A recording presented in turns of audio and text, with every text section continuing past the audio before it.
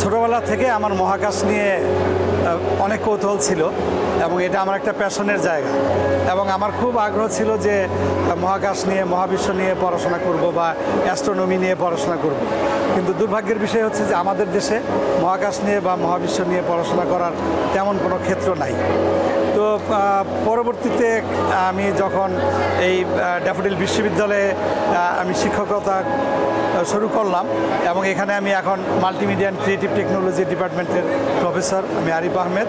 তো আমি এখানে আমার সেই পুরনো যে ইচ্ছা বা আকাঙ্ক্ষা বা যে প্যাশন ছিল সেটা নিয়েই আমি ম্যানেজমেন্টকে সেভাবে আমি কনভিন্স করি যে আমাদের এখানে একটা অ্যাস্ট্রোফিজিক্স সেন্টার হতে পারে। সেই সুবাদে আমি আমাদের এই ড্যাফোডিল বিশ্ববিদ্যালয়ে বাংলাদেশের প্রথম একটা অ্যাস্ট্রোফিজিক্স সেন্টার এস্টাবলিশ করি এবং সেই সেন্টারে আমরা অ্যাস্ট্রোনমি এবং অ্যাস্ট্রোফিজিক্স রিলেটেড বিভিন্ন কাজকর্ম আমাদের এই সেন্টারে আমরা করছি। এটা বিভিন্ন ধরনের প্রোগ্রাম আমরা করে যাচ্ছি। তা আমি একটা জিনিস দেখেছি যে মানুষজন আসলে আমাদের স্টুডেন্টরা বা আমাদের দেশের লোকজন মহাকাশ বা মহাবিশ্ব এই বিষয়ে তাদের জানাশোনা খুব কম, যদিও তাদের আগ্রহ কিন্তু অনেক বেশি, বাট তাদের সেই জানার সুযোগটা কিন্তু হয় না। তো সেক্ষেত্রে আমার যেটা পরিকল্পনা ছিল যে আমি বেশিরভাগ মানুষকে কি করে এই বিষয়ের মধ্যে এনগেজ করতে পারি বা ইনভলভ করতে পারি।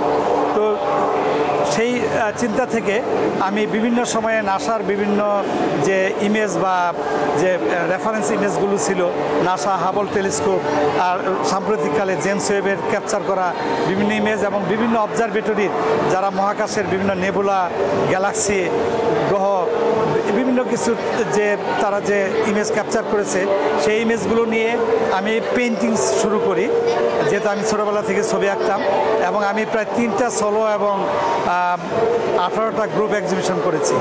তো এরই ধারাবাহিকতায় আমার মনে হয়েছে যদি আমরা আমাদের এই যে ড্যাফোডিল বিশ্ববিদ্যালয়ের ছাত্রদেরকে এই বিষয় সম্বন্ধে আরও জানাইতে চাই, এর জন্য সবচেয়ে ভালো মাধ্যম কি হতে পারে।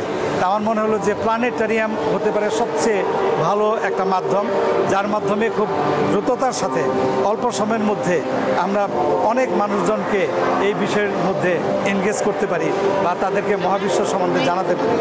সেই চিন্তা থেকেই এই ক্রিয়েটিভ উইংসের যারা এটার সাথে যুক্ত আছেন কর্ণধার, যেমন আবির ভাই এবং এই যে আসলাম শিকদার ভাই, ওনাদের সাথে আমাদের একটা যোগাযোগ হয় এবং সেই যোগাযোগে আমরা অ্যাস্ট্রোফিজিক্স সেন্টার থেকে এই প্ল্যানেটেরিয়াম শোর অ্যারেঞ্জ করি।